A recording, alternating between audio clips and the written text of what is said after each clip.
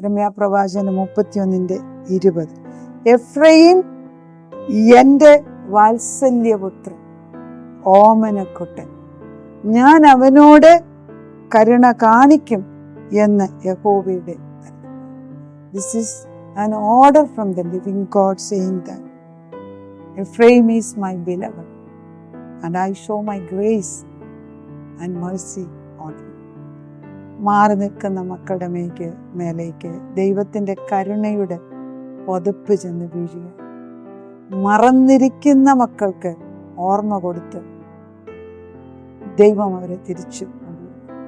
അവൻ എൻ്റെ ഓമനപുത്രനെന്ന് ദൈവമാണ് വിളിക്കുന്നതെങ്കിൽ ആ വിളി കേട്ടുകൊണ്ട് സുബോധത്തിൻ്റെ ആത്മാവിൽ അവർ തിരിച്ചു കടന്നു.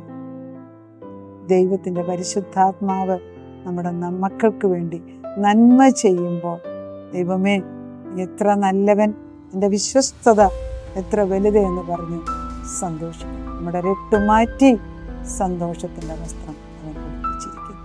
ദൈവം